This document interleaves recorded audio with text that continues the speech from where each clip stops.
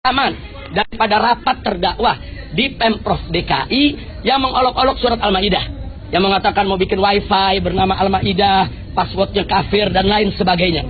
Nah sehingga dari situ saya sampaikan kepada majelis hakim, terdakwah ini nggak kapok, nggak jerah. Jadi sudah 12 kali sidang ini selalu mengolok-olok surat Al-Maidah, menghina umat Islam, menghina ulama. Karena itu kita minta kepada majelis hakim agar terdakwah ini segera ditahan. Sekali lagi segera ditahan. Kenapa?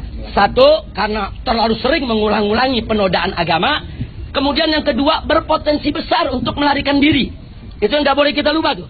Berpotensi besar untuk melarikan diri. Yang ketiga, nah di sini kita perlu ada jurisprudensi. Tolong dicatat.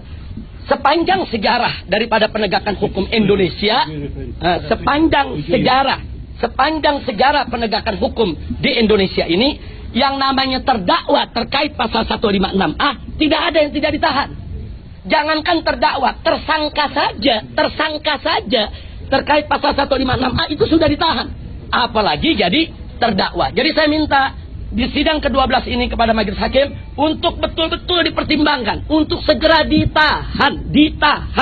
Karena sudah berulang kali selalu mengulang-ulangi penodaan agama, ditambah berpotensi untuk melarikan diri dan sesuai dengan segara penegakan hukum di Indonesia selama ini. Okay.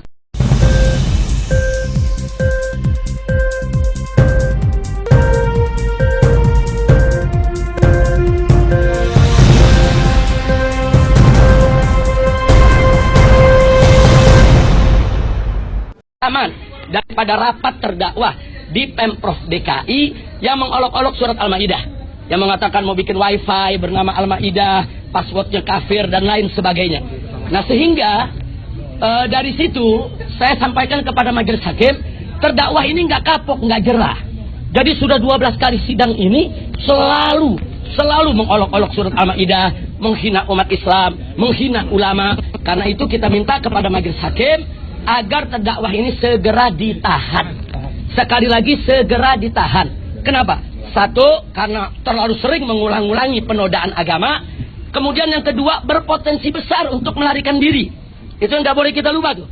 Berpotensi besar untuk melarikan diri. Yang ketiga, nah di sini kita perlu ada jurisprudensi. Tolong dicatat. Sepanjang sejarah daripada penegakan hukum Indonesia, sepanjang sejarah penegakan hukum di Indonesia ini, yang namanya terdakwa terkait pasal 156A tidak ada yang tidak ditahan.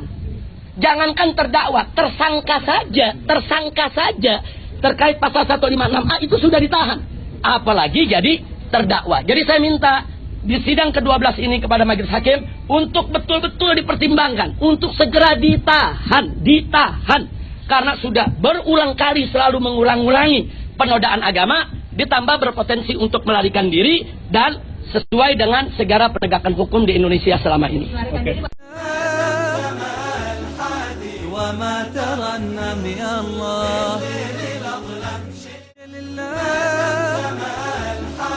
وما ترنم يا الله